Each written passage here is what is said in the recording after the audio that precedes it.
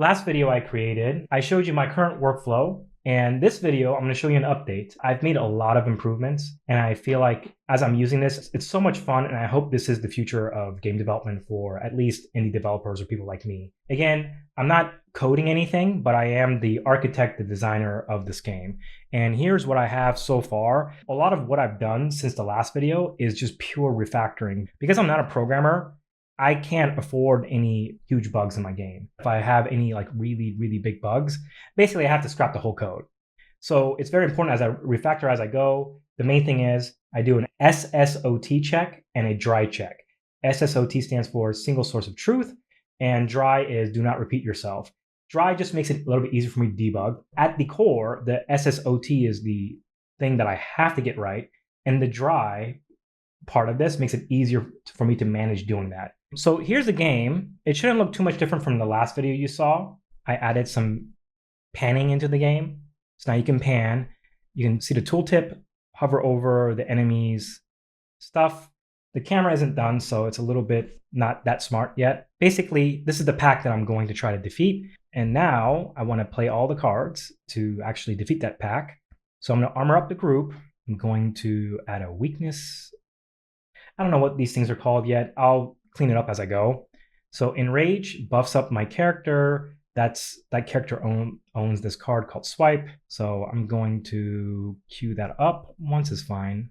Let's give it a bite. So the idea is that this character right now, the Swipe does 50 damage. If I use Enrage, it should buff it and double that up. So now it's 100. This curse is going to weaken the effect or the enemy pack. Yeah, and then just keep using the armors. I don't have all my cards created, so that's what this video is about. This video is about me creating a new card and showing you my updated workflow that I really enjoy working in this way. It's so much more fun. It is significantly more enjoyable for me to work in this way. So I press N-turn to get started, and hopefully we're able to defeat this pack. We weaken them up. This shows that they've been weakened. Okay, yep, big damage. Okay, all right. So that's what is currently working. Like, it's not balanced, but the idea is that I have the basic mechanics working. So like, for example, my characters have taken damage. I can come here, use a healing card, and this character that owns that card can cast heals. So the main mechanics are in. Now I want to go through some of the things that I've learned since the last video, which is, I feel like it's pretty significant learnings, and show you a real workflow that I have with Claude Code on how I can add a new card into the game. And hopefully I succeed, because last video I created, the first 5 hours, nothing happened. It was just very difficult. So hopefully this time around, we won't have that. So the most important thing when you're about to create a new feature, this is the way I like to work. I like to create a document. I call it a design document, but basically this is what I'm going to refer to or give to Claude to know what I'm adding. And in this case, I have this new effect right here. It's this document called Silence Effect Design. I'm keeping it very simple, in part because too much noise can also mess up Claude. You want to really distill what you're trying to say. Don't add too much information that's not necessary. If anything's missing, I'll add it later on, but I really want to get the core features in. So this is a silence effect. The core mechanic is it interrupts any skills being casted. So this is the important thing, is never let Claude be the designer or tell you what to do with your architecture. Implementation reference, I'm saying mandatory, must be 100% SSOT and dry compliant.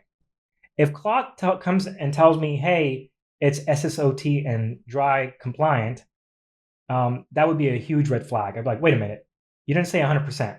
So one of the things is you really have to be very careful, because if you use a specific term and Claude doesn't use that back at you, it means what you asked for did not actually go in. If I don't see 100% reply back when Claude's done, I'm just going to assume that it's not. And do it. So yeah, it's nothing complicated. It's just I know enough about the code base to be like, hey, look over here. Don't add too much information. If you tell it too much, don't do this, don't do that, I find that can open up a lot of issues. I tell myself, don't add noise, because the noise itself can completely ruin the prompt. And now the most important thing in this video that I've learned about is related to Anthropic's documentation. So I'm going to, for this thing, I'm going to generalize, because one thing is like, you can see this big text that I typed in here. It's a lot of rambling because it's me talking on my phone into a document and then pasting it into here. This is before my current workflow, which I'll show you, because I don't do this anymore. But the idea is, the reason why this sentence or this paragraph is so chunky and just rambly is because it's voice to text, and I'm not as eloquent when I'm trying to come up with ideas while I'm using my voice. But what we can go here is Claude was able to read that and just summarize it very efficiently for me. And it says, I'll create a reusable orchestrator prompt template for code-based exploration. This will have two main sections, the orchestration framework and a placeholder for your specific task.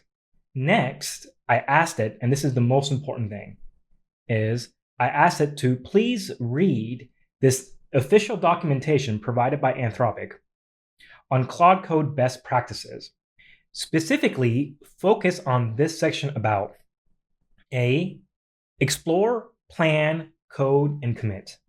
And this is the most important thing that I've been using in creating my new approach for how I create prompts.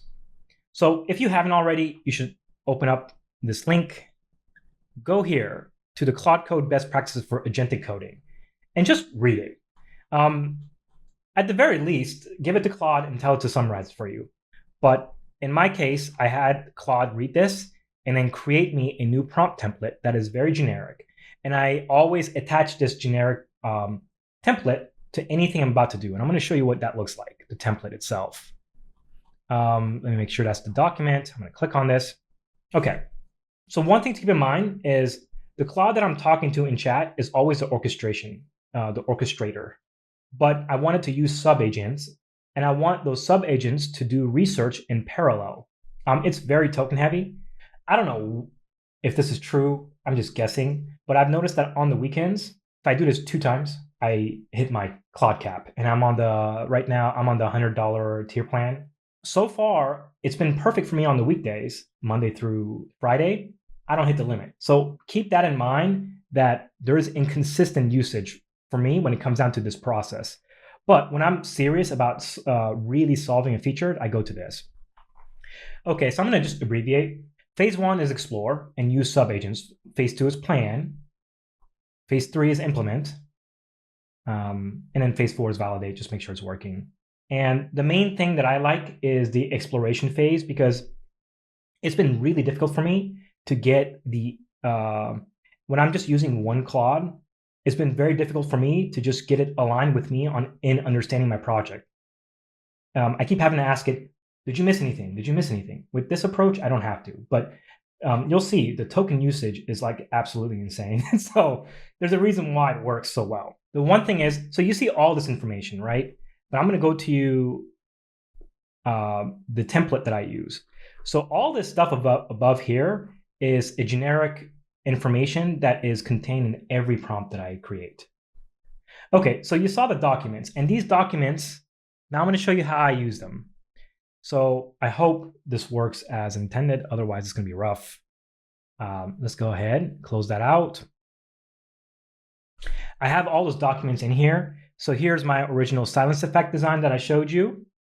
And we can see here what that design spec sheet looks like. Super simple, nothing complicated, just the core mechanics, the duration, the implementation reference, and the nameplate display. Basically, I'm just giving it some basic ideas. Just like you see here, it's nothing complicated. And then here's the parallel orchestrator prompt template. And then here's the original one, whereas not parallel, and it's the orchestrator prompt template, but they're pretty much the same thing. Now I'm going to create a new document.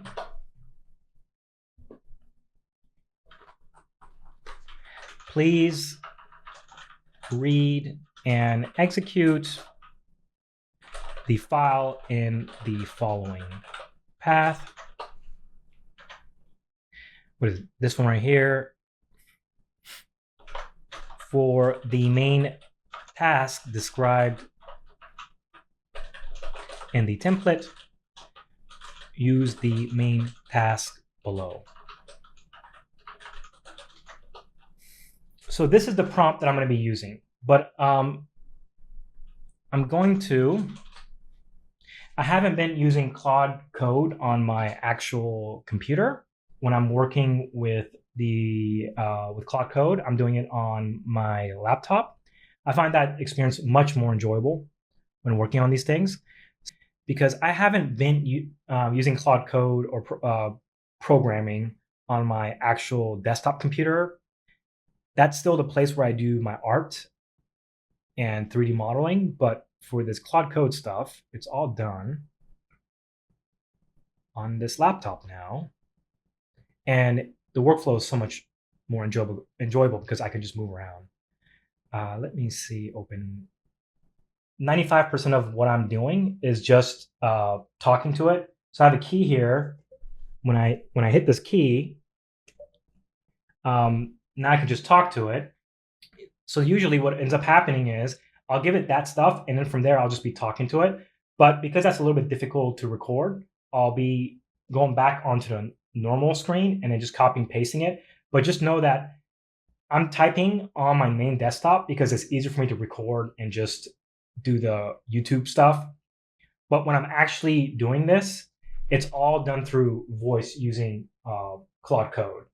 So that is my normal workflow, but I haven't figured out a nice setup to be able to record a video and do all that other stuff while I'm actually just talking to my laptop. Okay, we're here. I'm going to come here, copy this.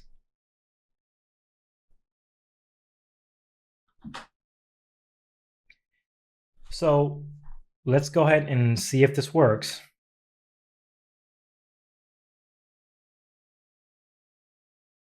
And now it's initializing all of the subagents, and they're all going. On the weekends, this is very dangerous. For whatever reason, this is just me guessing, the amount of times I can do this on the weekends is very different than on the weekdays. I don't know why. So keep that in mind. This thing will eat up all your tokens. But I don't run into limit issues on the weekdays. So if anybody can explain to me why that is, that'd be great. All this stuff that I'm doing right now, I've learned from other people. Very little of this is stuff that I learned on my own. So I always appreciate advice in the comments. And one thing is I should have probably turned that off. I don't notice the difference between Claude Opus 4 and Claude Sonnet 4. I know I've heard online that some people just really notice the difference, but from my perspective, I usually try to remember to turn off Claude Opus 4 because I can't tell the difference personally, and it's a lot more expensive from my understanding from what I've read, on token usage.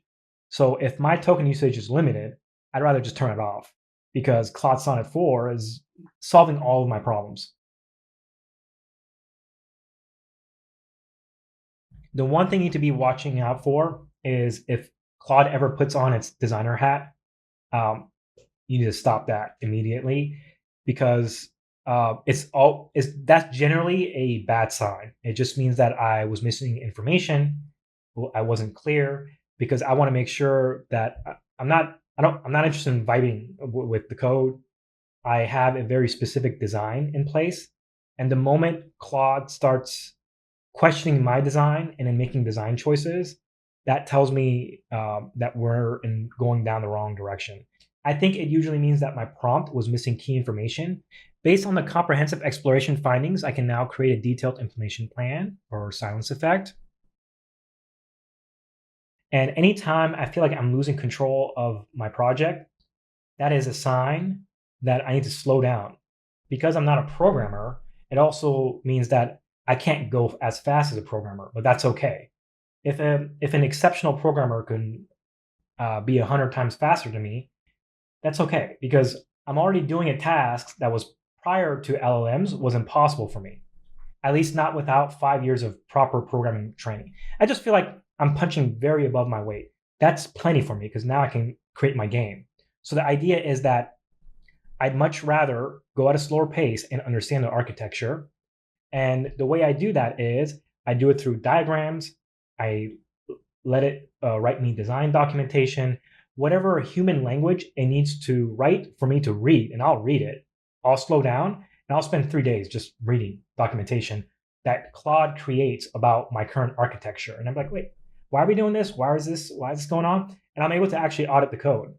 But it's not code that I'm auditing. I'm just auditing comments that Claude makes in a document. Okay, so it looks like it's done. Let's go ahead and create it. We got our silence effect script here. Okay, so I think I created the card using my current game's infrastructure. Okay, yep, looks fine. That's what it looks like. This is what we're going to look for in the game. And I'll polish this later with adding actual duration and stuff like that. But for the purposes of this video, hopefully it should work. Silence, let's go with that. Now I want to go into my nameplate. And this is just a temporary, unpolished implementation of just some sort of visual feedback that goes over the nameplate for the character so that the player can know that there is some sort of silence happening. This is not the final solution, but this is just for testing right now. Let me come here. That's good. Maybe I can find a better sprite. That's a little bit better. Give it some rounded corners just to match the aesthetic of the game. And then for now, I think in my prompt, I said by default, it's going to be turned off. And it's being referenced in a display script that the prompt created. And then let's see if it shows up during gameplay. This would be amazing if it works just first try.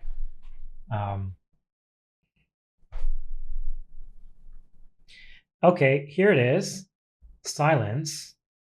The way we'll know if it works is if these characters are unable to cast. Because right now, if you look at it let me maximize my zoom level. You notice that there's a swipe already queued here.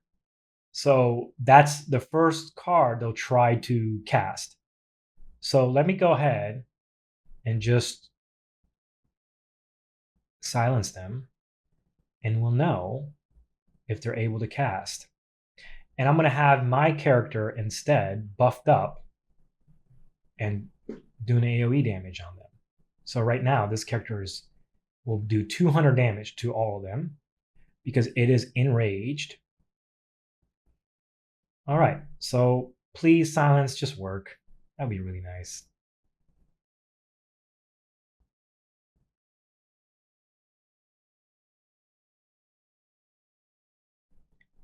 It worked. Okay, so it's not aesthetically super clean, but it's doing its job. Let's redo that. That's nice. I'm going to save this work because I do feel like it's doing so much right that I just want to save it. Even if it's not complete, it's actually functionally correct. So I'm going to save it. It doesn't have to be perfect for me to be like, oh, this is useful. First pass at implementing silence card. It's almost done, but it's not perfect, but it's okay. I don't need it to one shot. I'll still need to do a bunch of checks on it later, but I'll do that on my laptop because it's way easier to do that stuff there. I almost want to bring out my phone and talk to it. This is going back to the old workflow that I had where I'll just bring up my phone and just talk to it, describing the feature that I'm trying to resolve. Because I'm recording it on my desktop, I'll just do this. Hey, so quick issue, the silence visual group that is referenced inside the nameplate silence display is not activating during gameplay once my characters are actually silenced. And another issue is that once the silence effect clears and it's no longer visible on the display, the characters that were originally silenced and had their armed skill casting disabled do not re-attempt to cast the skills that had been silenced. The idea is that when silence duration gets counts down to 0 and it gets removed, that whatever card that was getting silenced should attempt to recast. Okay, let's see what goes on here.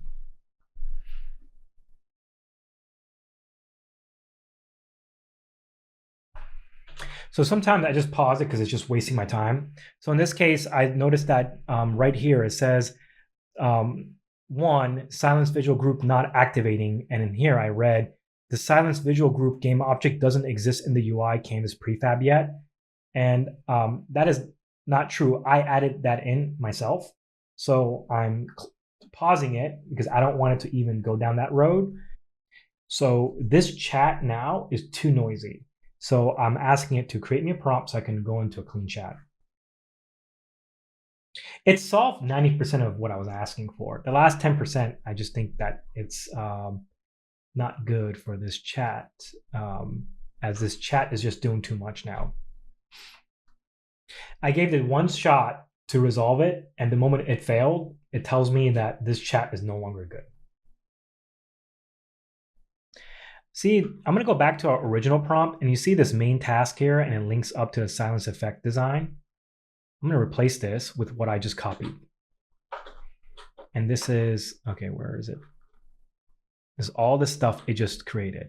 And I asked it to go back into the template and find the main task template and create me a new prompt based off that. And the prompt is related to the issue that I've already communicated with it. I'm going to read it real quick to make sure that it's what I want it to be.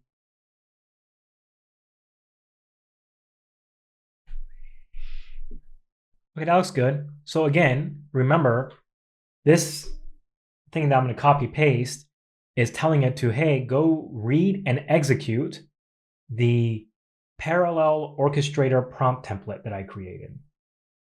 And then here, I'm telling it for the main task described in the template, use the main task below. And I just copied and pasted this new task that was created by Claude. So now I go back into my Claude Code. I'm going to exit, clear, go back into Claude. I'm going to do all caps, ultra think. Did I spell it right? Yep. Perfect. So the main difference is this time around, I'm just telling it to ultra think. I don't, just use all the computation that you can.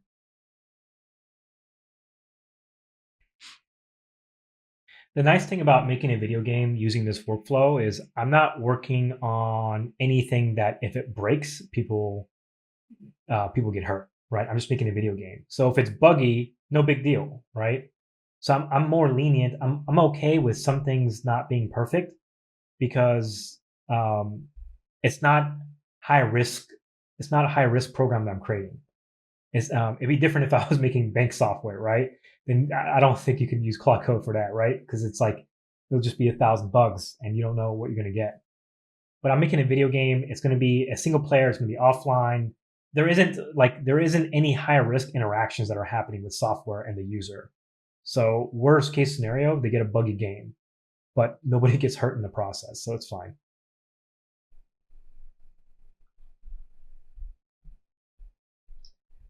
Let's cast silence. Let's get some armor. Let's go.